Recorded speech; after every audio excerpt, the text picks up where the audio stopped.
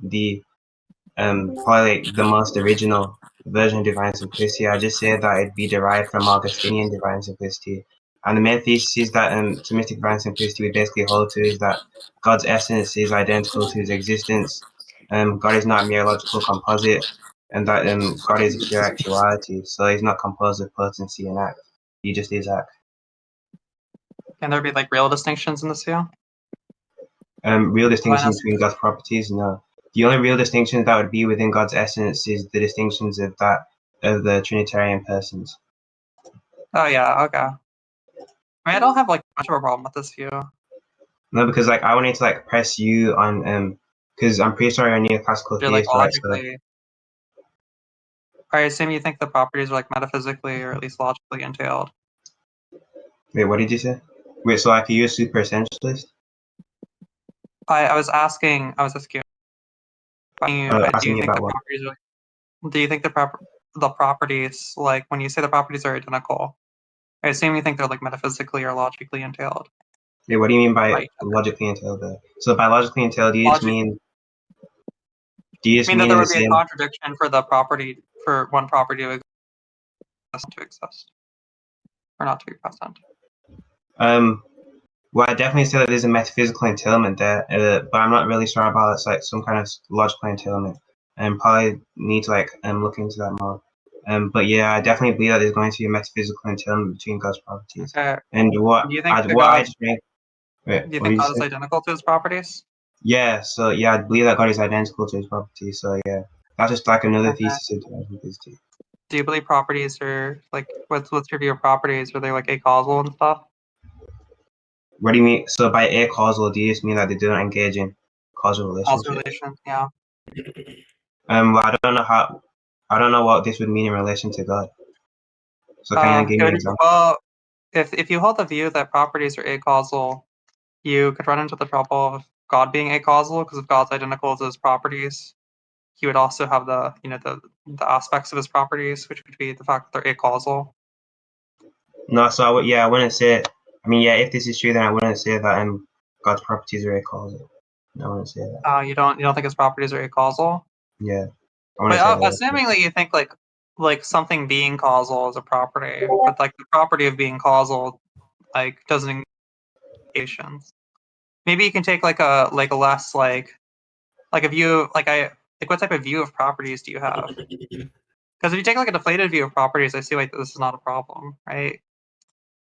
Wait, so when you say that, because you're referring to things having like the properties having the property of being causal, and you said something about agent causation. No. I said that so let's say like I have like a ball, and the ball has the property of being causal. But the property of being causal itself, like on its own, right? It doesn't engage in causal relations under like abstract or like realistic use of properties, right? That doesn't engage in causal relations. Yeah, so that's where the Thomistic metaphysics properties. How would he be causal?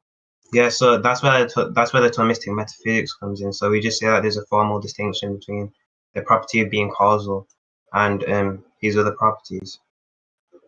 That's what we hold for all of his properties. So we hold that there's a formal. We hold that so we basically hold like loads of types of distinctions. We call the scholastic distinctions, right? And so we'd say that all the properties are identical to the essence, but there's some basis for a formal distinction between the individual properties themselves. And so I just say that the property of being causal will just be formally distinct from his other properties. Right, just be formally distinct from all the other properties? But you seem they're metaphysically identical, right? Wait, what do you mean by metaphysically identical here? Like it would violate some like set of metaphysical order for them not to like be identical. I say like I don't know, maybe if you're a Thomist, I assume you think like God's identical to his properties in like a relative sense, right? So it's not gonna like there are gonna be like certain sortals or whatever present that God would be identical to. Look, I still don't know what you mean here, because in my view we don't equate identity of analytic philosophy with identity of scholastic philosophy. I believe the distinction between the two identities. So I don't know what you mean by, if what you mean by God is relatively identical to his properties, just that you mean that God is identical to his properties in only an intentional context, and no, obviously I'd reject that. Oh. Wait, you think his identical properties in like an extensional sense? Well, that's like Like an what I was existential referring context? to. That's really weird. I would. It seems like he would obviously take that he was identical in the intentional sense, right? Well, Because you can just get these like really weird like extension puzzles. the thing is, that's what I was talking about earlier, right? So I wouldn't be short because we basically talk about identity and reality. It's like the identity that we come across every day is material identity. If extensional, if what you mean by an extensional context is just material identity, then obviously I'd say that By God is an that extensional God is context, identical to his properties I insofar as just mean material identity. in an essential context. I just mean a context where the terms can be replaced salve veritate. That's just what I mean. Wait, can you repeat the last part? It just means a context, like a linguistic context, where the terms can be replaced salve veritate, just meaning while preserving truth value.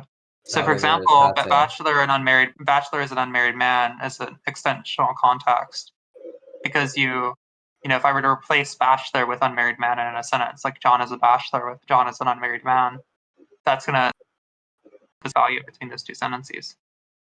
I mean, I've come across different definitions of extensional context. But if this is the case, then it would just seem that the extensional context would just be equated to something we call formal identity again. So if it's only identity, so I'm guessing this is only going to be identity in relation to definitions, right? So we're able to No, not replace. necessarily. Not necessarily. What do you mean there? Because I would there's different views of what extensionality and intentionality mean metaphysically, right? So typically one of the construals of intentionality is like a model. They'll say that it pertains to quantifiers over possible worlds, while intentionality would be objects themselves, right? They are themselves in the actual world. But what I'm confused about, right? It doesn't need to be necessarily based on definitions. You can have analytically non-identical statements, such as I don't know, phosphorus and phosphorus, that constitute a synthetic identity, where water and H2O would constitute synthetic identities, which are still extensional. So basically what I'd say here, because the original question is that do I believe that God's properties are identical to him in an extensional context? Well, given your definition of an extensional context, I'd actually say, giving a definition, I'd actually say no, right? Because so given the example you gave about the extensional context, which is just us being able to replace bachelor with unmarried man, I don't believe that. So, for example, when we say that the bachelor went to the shop, we can simply just say that the unmarried man went to the shop. But in the case of God, for example, if I said that God created the universe, I wouldn't say that omnipotence has created the universe. I wouldn't say that, which is why I invoked the formal distinction, because the formal distinction. Can you give me a good explanation between the difference, the real distinct formal material and virtual distinction under your view? Okay, yeah. So a formal distinction, I just take to be it's gonna take a while to explain because obviously it's a bit complicated. But yeah, I just take a formal distinction to be a virtual distinction, and all what a formal distinction is or a virtual distinction is some distinction that has a basis in reality that's kind of abstracted by the intellect. Now it's not a purely mental distinction because the difference between Mute, D1. If it was the case that these properties, but you said these properties didn't exist in an intentional context, right? If it was the case that it was merely it was abstracted by the mind, right? The distinction is just distinctions abstracted by the mind. The context would be intentional.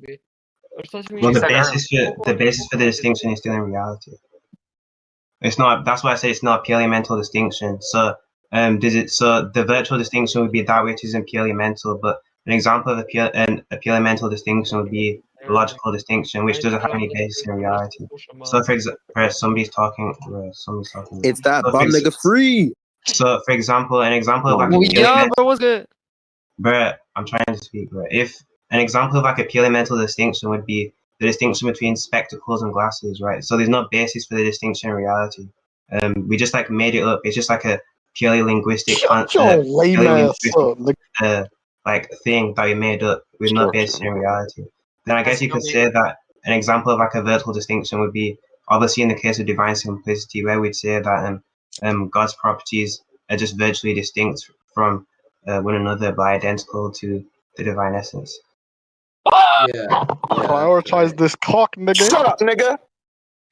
Okay, it's kind of hard to Yeah. listen with the people talking, but okay, so so like a formal distinction is going to be some distinction. Necessarily separate these by like the context Form they're of in. distinction So like with this dick, bitch. you would say that formal, like you would say like virtual distinctions are extensional under your view, or like intentional under your view, or something. I don't know. Like I'm not seeing like the use in like making these distinctions here. Wait, Like I'm not really understanding the difference. well, one of like the uses, I mean, like one of the reasons why we actually came up with the distinctions because the problems with the Trinity, right? So, we obviously affirm that all the persons are identical to the divine essence but distinct from each other. One of the ways we can solve like some kind of logical I can contradiction. identify this penis, nigga. Wait, But Yo, this can seems like someone, this can seems to someone be read that? Wait, duly wait. wrapped up one by way. notions. Wait, This seems to be before you duly guys wrapped up continue, by before you some impure relative identity account. wait, But Fleur, if you're gonna, before it you, seems just to be some like impure relative identity account. But if you want to do an impure relative identity account, then you would need to provide some type of logic to tell the distinction between like some classical sense of identity or some relative identity. And it seems like all the logics that we have that do like state some like impure relative identity account are just going to be restating classical identities within particular contexts. So it doesn't seem like there's actually a distinction between these types of distinctions. All these distinctions seem Where can I superfluous. get caught up on that lingo? wait, Fleur, can you mute JS and Shut up, distraction? C nigga. I Shut don't have the up. ability to mute people. I have the My ability to mute dick people. off. I'm gonna beat your fucking ass. Don't talk to C Someone- like Shut up, that. nigga. Shut up, Someone nigga. mute them. Like them niggas are just obnoxious. It's not funny. Your mum died, your father died, and they left you alone, and now you want to annoy Your niggas. auntie died, nigga. Alright, bro. Where can I get caught Anyways, up on the lingo so You that see how Fleur no is one's Fleur, like oh my god, bro. So Fleur, what you're referring to earlier, so when you said that you don't really see like a base for the distinction between like the types of distinctions, are you just referring to the purely mental distinction and the virtual distinction? What I'm saying is like these notions of distinction. One, they're unclear, right? And two, the things that you would get out of these distinctions, you would easily get out of stuff like relative identity. And if which to say I do put it in terms, unless you like admit that it's like I did at least like analogous or can be cashed out in terms of, it just seems like an impure say relative hello to identity my noodle account. friend. And if it's an impure relative identity account, then you would need to provide a way of telling or some like logic of cashing out impure relative identity that doesn't just merely commit you to a classical sense of identity. Well, yeah, so it's very hard to like explain the concepts of like the distinctions on their own. So it's like much easier to explain them when we're actually talking about them in context of something. So earlier I was obviously talking about there being an apparent contradiction when talking about the identity of the Trinitarian persons.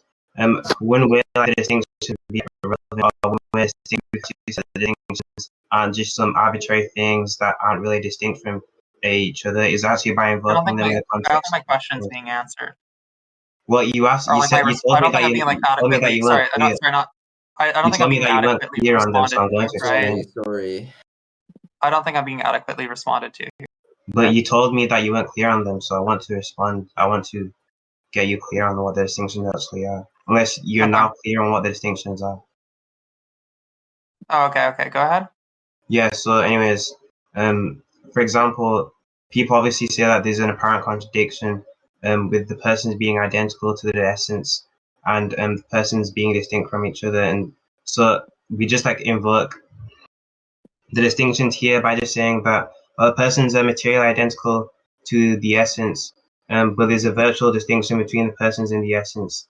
Well, I guess like you could also explain it in terms of absolute and relative identity, but there's a virtual distinction between the persons of the essence, which would make it so that the persons do not always, which would make it so that the absolute notion of the essence does not always signify the persons, right? So we kind of make just like a distinction in signification there, which would keep it, which would keep like a collapse of the Trinitarian persons into one person, or the Trinitarian persons just becoming three gods. Yeah, that sounds right to me.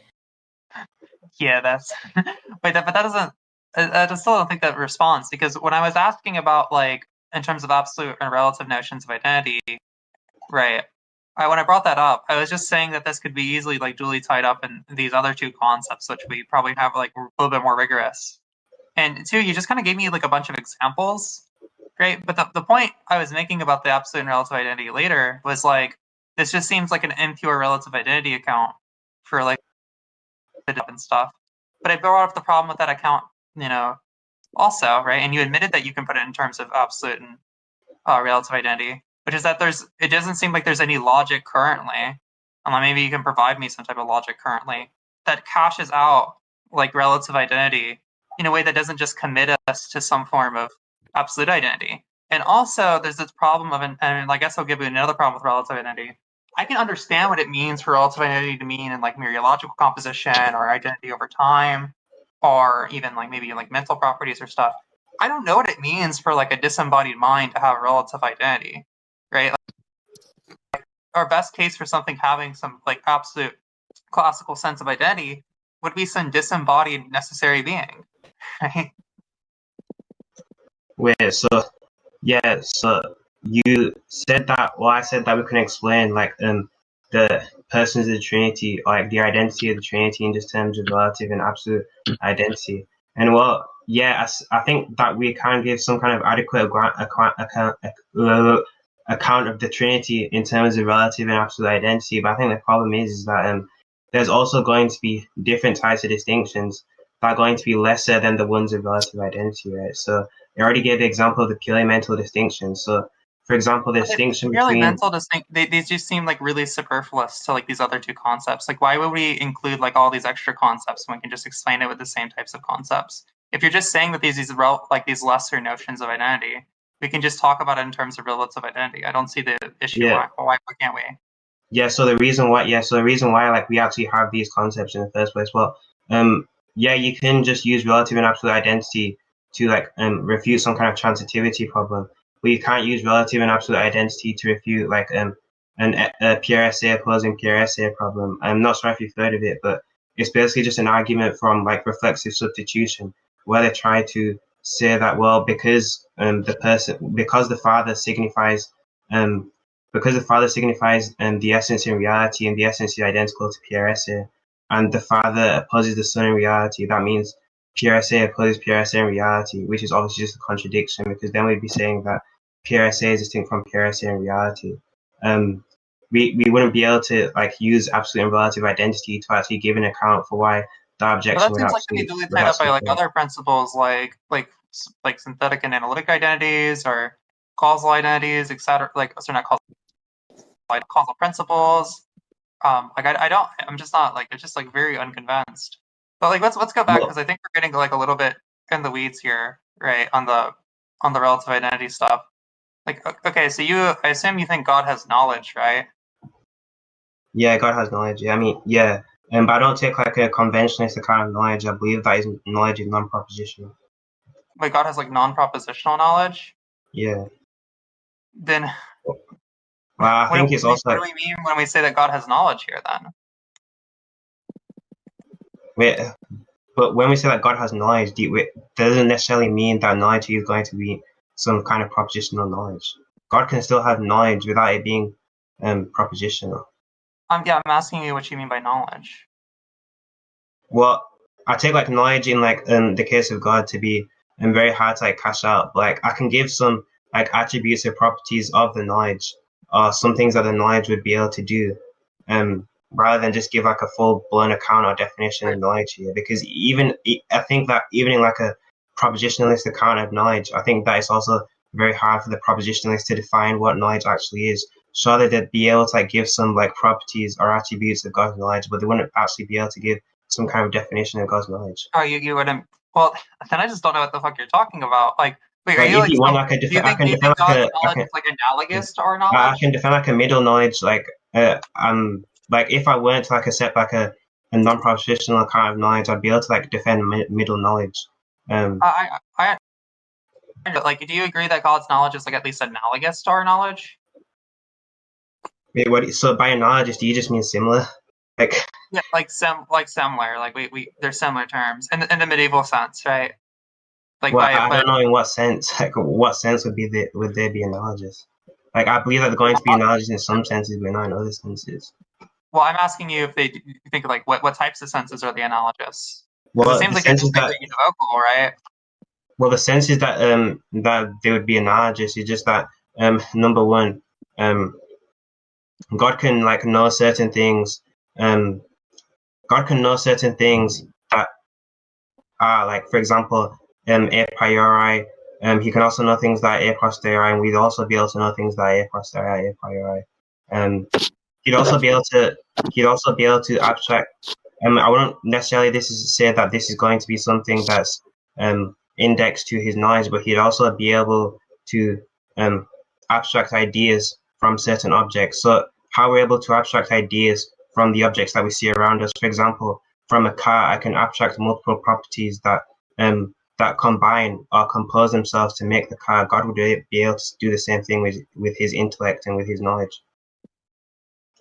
Okay, but that may tell me like what certain things God may know or how he would may know them, but it's not really telling me like what it means for God to know. Like I think I understand I understand what you mean by they're like similar. Like God may have like propositional knowledge. He may have access to knowledge. He doesn't have. Well, I can explain. Well, I already told you that I can explain how God. I can already explain how what it means for like God to know, but I don't know how it's going to be meaningful for you to give me a definition of knowledge for you asking me to give a definition of knowledge in the case of God. I just believe that it's going to be very hard to like hash out like a full account, especially. I already told you with Fleur. I already told you that I already told you that I could defend like a middle knowledge account.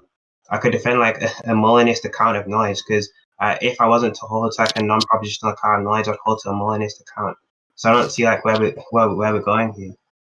But the point I was making, you agree that God has knowledge, right? He's gonna have knowledge in the sense that like it's gonna be like we typically talk about knowledge as like a part of us or some type of like distinction from us. Like we're distinct from our knowledge. Wait, what? We typically talk about knowledge in the terms of like a real distinction. Wait, so is this going to be like an argument against divine simplicity? Yes. So are you basically saying that there's a problem with us saying that God's knowledge is identical to his essence? Yes. And where's exactly the problem? Why is it exactly a problem? Yeah, where's the problem saying that God's knowledge is identical to his essence? Because if you're saying that God's knowledge is identical to that God's like identical to some definition of knowledge that he would have, right? Or you may be just equivocating on what knowledge means in the ordinary sense. How would that follow? Like, where do you get like the logical inference to that? That it would just be identical because God's identical to his essence? What? How would it follow that it would be also identical to the definition of knowledge? The definition of knowledge that we would ordinarily use for God? Yeah, how would it follow that he'd be Because like identical? God would be, if God is knowledge, right, and knowledge is like a justified true belief, then God would also be like a justified true belief. Can you like justify why knowledge has to be a justified true belief? Wait, like you're just making loads of claims here. Like I don't see like the I'm just using that as an example, right? We can just say that yes, God is. I don't want the example though. I want like the actual contention. Well, the contention is just this seems to be equivocating on our ordinary uses of the term knowledge, right? And how we would talk about knowledge in like ordinary mind. I mind. want like the actual contention because you said earlier that he'd be identical to the definition of knowledge. I'm still waiting for like the inference. Not that he's identical to the definition. He's just like he's identical to whatever knowledge is defined as. I misspoke. Wait, why would he be identical to what knowledge is defined as? So let's say God is identical to X, and where X is like his knowledge, right? And his knowledge is just the justified true belief in all these, right? So then God is identical to the justified true belief in all these propositions he has, right? Yeah, that's the problem with. Number one, we make a distinction between I already told you that we make a distinction between the definition of human knowledge and the definition of God's knowledge. And I already told you that I already told you that when trying, I think it's just going to be semantically primitive when we're trying to define God's knowledge. I don't think we're going to get anywhere when we try to define God's knowledge. I really don't know what you mean by like God knows things, right? You're saying God knows things. Yeah, I already told you that I can defend like the Molinist account. Do you think his knowledge entails certain things? Do you think his knowledge entails certain things? And what type of entailment are we talking about? Like it would entail that he would be justified, right? Or that entail that he would have a belief. Wait, can you like repeat that again? Just like some of these background noise. So like on typical like knowledge first accounts, right? You're gonna say that I assume like where you say like knowledge is like conceptually primitive or whatever. You're gonna say that knowledge entails other things that is not identifiable or like entailed by these. So you're gonna say like so you're gonna say like you would define belief in terms of like treating X as if you know X, right? Bro, I still can't. Wait, I'm gonna mute this person, man. I don't know who it is. Wait, can you? It's Free. Jay Can you? Soros, bro. It's Jay Soros. I can't you out playing Rocket League, bro. Paulo, can you mute who it is? Yo, but Fleur, I got next. Wait, Freak, what you say, bro?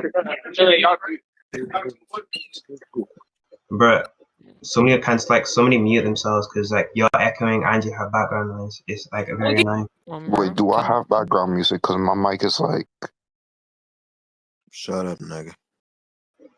Do I have background? Shut up, pussy. Also, Fly, I got next. Rizzhan is giving me inspiration. Shut up, nigga. We'll actually have Overwatch soon, okay? So like we gotta wrap this up. What rank are you? What rank are you? What rank are you? Still can. Gotta play Overwatch. I've been practicing Ana, okay? I've been practicing What Ana. rank are you? What rank are you, gang? What rank are you? Okay. What? Did Rizzhan leave? Okay, What I rank was just are you I don't know. I feel like I was Okay, Rizzhan what gone rank? off. Go, Rizzhan's deafened. Oh my god. No, why did he get debate? Like No.